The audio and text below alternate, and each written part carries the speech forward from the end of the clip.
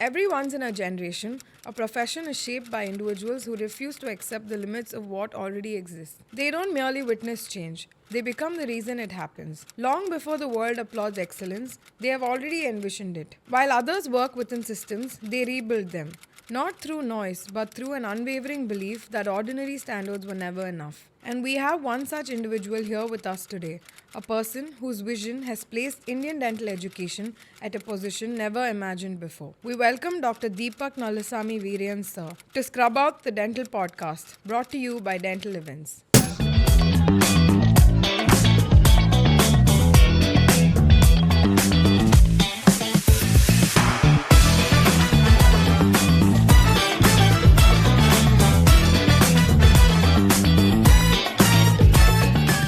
No, okay. So, yeah. So, What is your opinion on that? Sir, I've spent the past week trying to write an introduction worthy of you, but somewhere along the way I've realized that I was trying to do something impossible. No introduction can truly capture the impact of someone whose work has shaped the journey of 1,000 students. So instead of introducing you and your achievements, I'd rather introduce what you mean to us, sir. For me, for all of us, this conversation is deeply personal. I walked into Savita as a young student with dreams I couldn't define yet. 7 years later, as a PG, I've come to realize that beyond all these years of training here, what truly shaped us was a culture. We've not just witnessed this culture, but we've lived it, and that made all the difference for us. A culture that taught us to question convention, challenge the standard, and to rethink what really is the limit, and to believe that Indian dentistry could stand shoulder to shoulder among the very best in the world. At the heart of this culture stands a visionary whose influence reaches far beyond an institution, a leader whose work speaks louder than himself, an author who's captivated prosthodontists all over the world. This culture that I'm talking of didn't just happen overnight. It was because someone believed in it before the rest of us did, and someone spent years turning this belief into a reality. And today I have the greatest honor of talking to that special someone. And when I say this, I don't just represent the 5 of us here. I represent thousands of students who wish they could sit across you and have this conversation with you today, sir.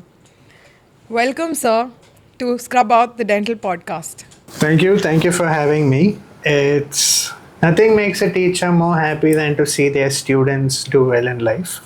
And ever since you invited me for this program, I've been following the posts you have done. It's quite remarkable, and I really like the content. Thank you.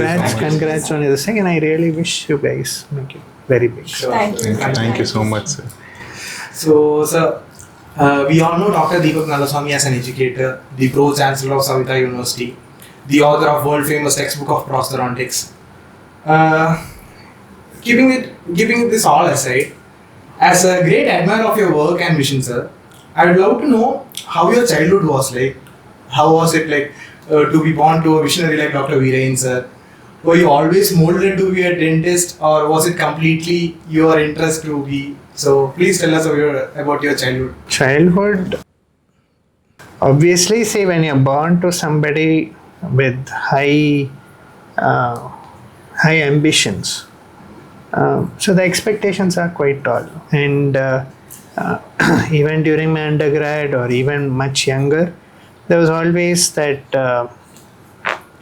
you can say something like a comparison, or you can say something like an expectation, or sometimes like an assumption that you may not be as good, or you cannot be as good as your established father can be. So it was always a challenge to keep proving yourself that you are worthy despite where you come from, and to break through the assumptions people would make before they would come there. Apart from that, academically, I wasn't like traditional academic systems. I was very good in bio and bio-related subjects, and I was very good in physics. I liked that. But somehow maths and chemistry was not my forte. So that's it. But otherwise, I was mostly more of a studious kind of student. I think you guys must have heard. So where did you do your schooling, and was it I did it in Bharati. a small school, I did it in a place called Kalimahal Kalvinale. And then I did my 3rd to 8th, I did in Montfort at Yerkod. And then I came back and I studied at Bharati Vidya Bhavan, Erode. So all 3 schools were completely different experiences. Montfort was a boarding. Montfort was a And boarding this was school. day scholar. This was a day scholar. That was one of the main reasons I came back. So, because when you're in Montfort, I was yearning to come back. When will we go back home and stuff like that? And my dad used to say, "You don't know the value of your place till you finish from there and come." But both were good experiences. So were you not comfortable that time when you were a hostler, sir? Or you wanted to be a day scholar all the time? Yeah. Right from the food, day school is a lot of privilege. You get to eat what you want. Your mother's there all the time to pamper you and stuff like that. But there, I still remember 3rd standard. When I sent away my parents, they said, "You take care, drive safely, go back home." The next day morning, the yelling started, weeping. I need to see them immediately. And took a long time to get adapted there. Sir, growing up with a close connection to Savita Dental College and hospitals and later experiencing it firsthand as a student, how did that journey shape your understanding of education, leadership, and responsibility of carrying forward a legacy? So, sir, how was the UG life for you, sir? That's a good question. One of the reasons I had the choice to do medicine, and all my cousins had done medicine. My sister had done medicine. So finally, my dad also asked, "Why don't you do medicine?" So I was like, "I was born to do dentistry, so I will do dentistry only." So that was the first thing I said. And what was the second question? How did it feel to study at Savita itself? How did it for UGs? Savita, see, the thing is, again, it was a lot about living up to the expectations. So, when your so-and-so son, my father is known to make very good dentures, and he's known to do very good fillings also. So generally, he's known in and around his territory that his fillings last a lifetime and his work and all. So every work I do, I show to him itself. Getting it, appreciated or getting his nod was a bit of a challenge. So, and then I had to at least perform to live up to that kind of an expectation. And I didn't want people to say, his son is not that good. So that pressure was there. And, but otherwise, as I was naturally good at bio, it was very comfortable for me to have all 3 subjects bio. So I really excelled in all the basic science subjects. In fact, if you look back, it was usually the medical subjects, they award more marks. I think you all will agree. So they're more structured. Their teaching is also more what they teach is what they expect, and it's more this thing. So continuously, I got 160 plus in most of the medical subjects, whereas in DM and other subjects, it was actually more of a struggle. And but even the topper would get only 135 or something like that. So you always thought you was a topper in DM. I mean, the sense you have I was. I don't remember. Wait, let me see. I think I got second mark in DM. Second mark. I was wrong. Because every time the first question you ask us in audit, whenever the first years come, is tell the composition of alginate. I always believed in molding the first years of the batch, because the next 4 years is there. You don't need to micromanage, or you need to look into, because once the students, especially when you're coming fresh out of 12th standard, and you get that feeling that you have sudden freedom and you don't know how to responsibly handle it. So they need to understand that college is also responsibility, but it can be mixed fun, but you have to be responsible, because there's a lot of people building dreams around what you're doing. So, and that need not be felt as a burden, but rather as something you cooperate with your family and joyfully endure it. Since we came across it, I remember you took our first class when we entered UG, sir. It was research module and statistics. Yeah, because as time became more and more tight, I started taking these module style programs. And ever since I came back from University of Toronto, one of the areas where I saw a lot of avenue to growth or make a mark as an education institution is in research. So, and obviously, if you look at Harvard or University of Toronto, the endowments run in, back then it was $13-20 billion. Now they say it's around $50 billion. And there is no way on earth we are going to be able to compete with them on the financial scale. So the only way what we can do is what Indians always do, that's crowdsourcing. So we wanted to democratize research. We wanted research to be part of this every undergrad's curriculum. And we also felt that every small research done by undergrads can coalesce into something as a bigger concentration. And I was very much acutely aware directly from the beginning that, just like culturals in a college, the first few culturals may be a bit rough on the edges, but you see each other and every batch tries to outdo the other batch. So similarly, I also felt that, initially people were like, this was never part of a curriculum. Why should we do this? Why is this suddenly there in a curriculum? Or how is this going to help us? This is nothing got to do with the curriculum. But now they've all come a U-turn and said that, that experience was worth it. I don't need to rely on a statistician now. So I'm empowered enough to understand what data has been given to me, and that I'm not a prey to being easily misguided. And ultimately that is the goal of R&D also, that one is ability to read and interpret good and bad research, and the second is when you do your research, be cautious towards not making those errors. At least the fundamentals. At least the fundamentals, mainly about protocols, handling data, because how you read you have not met these researchers. So when you read a paper, you make judgments based on few points. Like say, for example, the third paragraph of the introductory article introduction should have the aim. Yes. And those are all rules which many people do not know, but even seasoned editors would look at those things.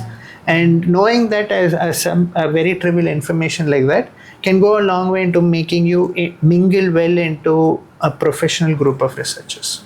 So always the design was to put our students at shoulder to shoulder with global experts.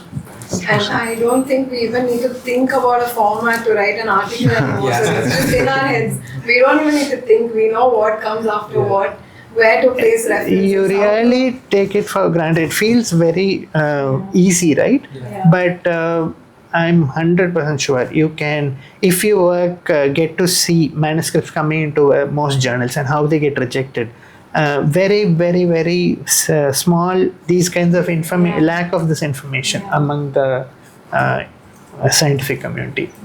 So you guys are well positioned in that. Yes. In that way, when we also did UG in Savita, so when the new PGs are coming, they are getting help from us in all this. That's when we realize what the impact of what you're saying. So this has been handed out so easily to us, and we realize that only when we see where we stand. So. Glad. And especially when you travel abroad and when you go to other colleges, they ask the number of publications you have. Yeah. And undergrad, we say You have 15, your undergrad, they'll be like, oh, wow. Yeah. So That's the thing. See, regarding publications, how do I put it? Traditionally, in the most institutions, they'll ask you to do chart work, or you'll be asked to do project work. I felt that, let's not do those kinds of work. That's why we have slowly phased out record work for you all. Yeah. We took out all that by design so that we bring this is there for your life. Yeah. And this is one project or a poster or a seminar or a chart work that didn't go waste. And maybe when you're in your mid-30s, you may not realize it now, that one paper may be giving you an edge over your close competitor. Yes, and last year we are in the process of getting CODA accreditation. Yes. So in that we went to University of Michigan to be as co-inspectors, observing inspectors there. And there when we showed our GRB book, there were many faculty, the co-inspectors who had come there, they had interviewed many students from Savita. They said good things. But one thing that surprised me was, they said this GRB book, the student from Savita did not show to them. So had I known, I would have been shocked by the volume. So then only at that time I thought, we literally created everything, gave it in a nice packaged box. But the kids don't realize the value of that box, and they think maybe it's too much to carry to an interview, or they feel shy to carry it. But you need to put yourself out there. So when you're going there, you just go and show it out. At many places still, just this GRB is enough to get a job, sir, for many clinics. You don't even need to talk. I think they just see the side and they ask, are these all cases? And we say yes, and they're like, I need time to look into this. Yeah, because this also happened because as we introduced a comprehensive clinic system, and the numbers started exploding. So once you start saying a student has done 2,000 procedures, 3,000 procedures, people do not believe it. It's just too large a number to fathom. So then what else to do but to document it? It is a lot of more work, but then again, this gives a lot of credibility. And I felt that, even when you guys become grandpas and grandmas, you can say, see my undergrad, I have done so much. You guys are not doing this much these days. So something like that you will be saying. So it will be your legacy. So one time you worked hard at Savita, so let it speak for ages to come. So, sir, honestly speaking, while doing it, I felt, oh my god, it's too much work. And at end of the day, at end of my internship, when I showed it to my parents, they were very proud of me. Like just by seeing this much case you have done in your UG in 5 years, they were very proud of me. At that point, I realized the worth of it, sir. Really. Yeah. Actually, see, by now you guys know, but one of the best ways to make yourself more successful is to stand out from the crowd. And these GRB books help that. And I'm glad in that, especially the postgrad GRB books, students have taken it one step ahead, and they have tried to bring in a lot of self-personalization. Yes. And we have never mandated it, at least in prosto, but now it's become customary that they make 2 GRB books now. They make one with the templates as per the norms of the institution, and one is completely their personal portfolio booklet, and with absolute freedom and creativity, and it's very nice to see. It's a nice, fabulous work. People in the dental fraternity, they know that what we are capable of coming out of Savita, sir. But out to a commoner, when he asks like, how do you stand out from another dentist who's coming out from another college? How do I put it, sir? So in common words, I'll say like in UG, they have done 30 extractions or 40 extractions, the whole thing, and I've done 400 to 500. That'll be simple. They'll be like, oh, wow. You're putting words in my mouth. One time when I went to my father's brother's house, and there they were talking, you've done this, it's him, that is him. And finally, they are all not educated, okay? So they are not in the dentistry profession, and they are all in the farming community. Only one word they said, anga PG padicha, UG padicha, velila PG padicha mari. And that's it. True. So that is the word they said. So I think that answers your question. Definitely, sir. We hear it from very top dentists outside also. If a person is doing his UG in Savita, he's better than anyone who's having 5 years of experience in other clinics. That was always the goal, and I'm so glad that you guys are getting to hear it firsthand, because it's always lonely at the top. We can't go around asking how are my students doing. We only get secondary information, but I'm very glad that you get that. So, but this is not only now, it's been like that since the start, sir. My mom graduated 27 years back, sir, from Savita. Yeah. And till today, that's the only thing she tells anyone, sir. She says, just close your eyes and do UG there, and everything else will follow. Yeah, that way we have always been fortunate to have a very vibrant community. Sir, coming to the main part, the textbook of prosthodontics by Dr. Deepak Nallaswamy. So, I bet every dental student in India would have been through this book, they have read this book, or at least they would have heard about this book, and they might not know who you are, but they know your name. So this was very evident. But for our surprise, when we went to Korea, sir, in Seoul National University or Yonsei University, and they have been to King's University in London. So we saw your book in the prostho department there. The Dundee University, Scotland, the guy was using the Snow's book, prostho. When we went there, we felt so proud that we are coming from somewhere.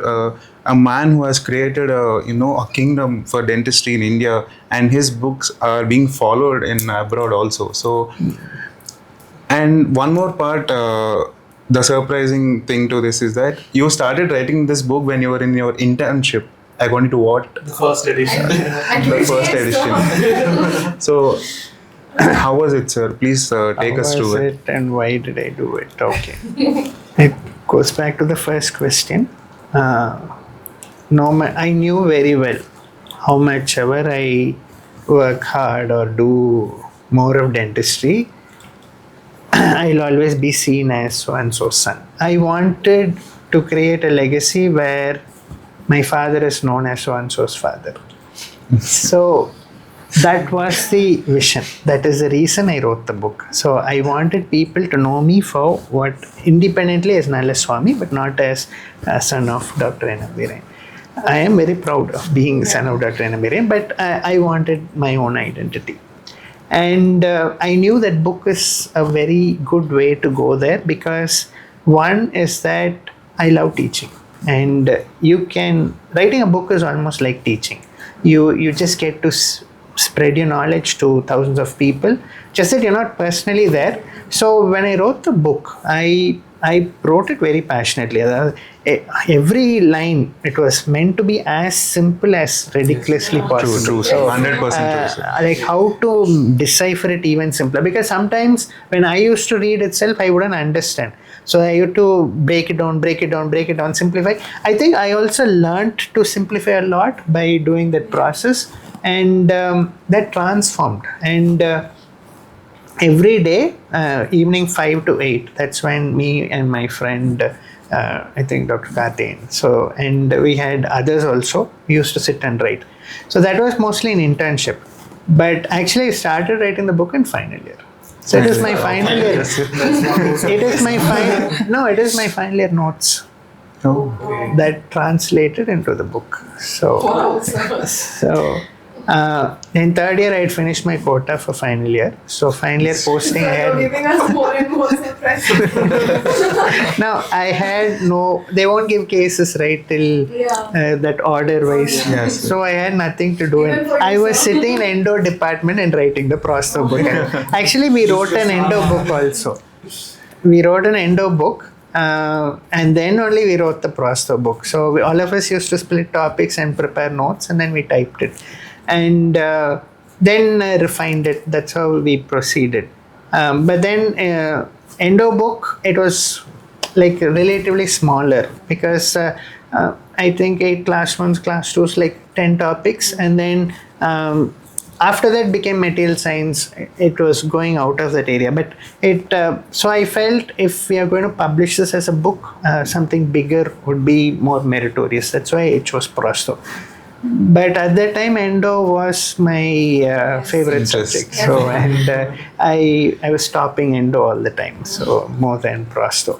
But prost, I felt if I'm going to be a part of the institutional administration, prost is a subject that's got involvement right from first year to final year.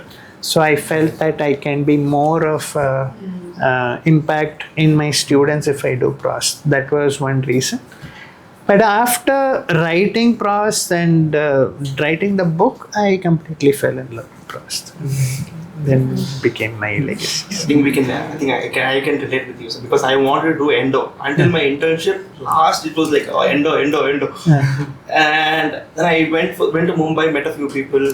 Then after this family award, then I met a few people. Then I got changed to prostho. Similar to what you said. When you want to dream bigger, I think prost was the right thing for us. Okay. So.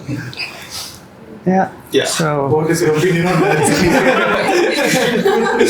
About expansion and like the bigger stuff, I think pros was More like a comprehensive, when you take it in a clinic point of view, Yeah. maybe prosto might The subject have a itself upper involves hand. endo, implants and perio, and prosto was all better. that. Because even now in implant department, the fellowship people, a lot of endo people are applying, joining the fellowships for implants. They're thinking implant is the future. yeah, definitely. If you look at the new kid in town is implantology, and it has got this thing, and it's both financially and case outcome wise, it brings in outcomes which are not reasonably possible without implants. Prosto traditionally, in the Indian sense, was more of complete dentures and cast partials. Even FPDs, I'm not very sure. Some institution they do probably 3 to 5 in their PG, and they only take alginate impressions. They don't do putty wash and all this. So if you look at that way, prosto is not appealing. But then once you go into the world of full mouth and implants and holistic transformation of the smiles, it starts becoming very appealing. And endo is also quite good. I have to be diplomatic here. So the aesthetic especially is quite remarkable. And their attention for precision is also some things I think prosto can also learn from endos. So we're going to have a set of 10 questions, sir. You will have to pick this or that, sir. So, go, sir. And there's no pass in this. Yes, sir. You have to pick either of it. Sir, it's very It's on the fun side only. Yes, sir. Okay, ask. So Marvel or DC, sir? I want to say DC, but DC is bad. Nowadays. So guess Marvel. Okay. Theatre or OTT, sir? Theatre. Theatre. Me no, sir. Are you a morning person or a night owl, sir? I'm actually a night owl. And coming to the theatre, I didn't want to miss it. We do Savita on the day of like first day, first show, or the evening show. Hey, the new Spider-Man is coming. Shall we book? Let's go. Savita books the whole theatre. Theatre and sir. And Deepak sir will be in the top, watching the theater, enjoying with us. One Rajini movie, I was there in the first Make row, it the last row, and throwing papers. That was me. But it was a lot of fun, like calling the whole team and going. So was there any time you sitting in the front row and celebrating like this? Mm-hmm. You wish to do that one day, sir. Maybe in a Like, closed theatre. just throw confetti all. Oh, okay. What's a big deal? We'll get it for the next day. Confetti is just the paper, ticket paper. Sure. Mountains or beaches, sir? Mountains. This is particularly because I visited Indonesia, Ubud and Nusa Dua. Bali, sir. Ubud was just something. Reading books or listening to podcasts, sir? I watch a lot of information videos. I'm not a reader. As ironic as writing a book, I don't like to read. Maybe that's why I wrote it so simple, but I don't like to read complex sentences. So. Coffee or tea, sir? It's Coke. We expected the same answer. When we wrote this, we expected the same I answer. don't take coffee, I don't drink tea, so sorry.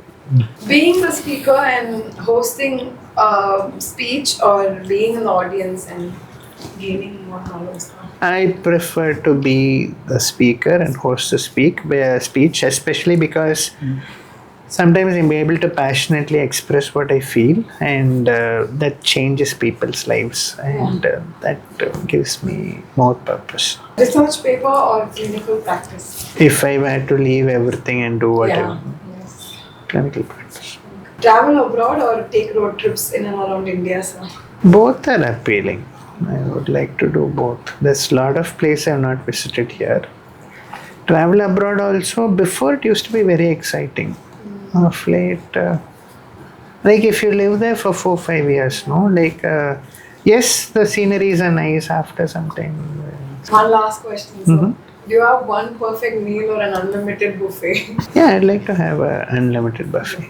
So if you had to suggest some places to us, restaurants here in Chennai, sir, which are your favorite restaurants? You know that you're. I don't know. You guys are young generation. You will know better. What will I know? The best play, most probably, he likes to go to Soy. So he's a Soy big Soy. Fan of Sushi? Soy. Sushi, also the edamame truffle dumplings. So both. You also like. But then I have gone to a place called Fromage. I think you guys Fromage. have gone. And then I used to go to a place which I used to like, Cafe de Bangkok, but they closed it down. So I'm I heard quite- you like Avatana. Mirtana, yeah, first time that appeal was there, but now they've not changed much, right? It's the What about same Basque, menu. sir? Basque? Basque is nice. Basque is very We've nice. seen you in Basque with your family once, sir. Okay. Okay. How come I didn't see you? Could have said hi. Basque and Sundays is also fine. Living room is fine. That is when I realized just treating large volume OPD does not translate to excellence in dentistry.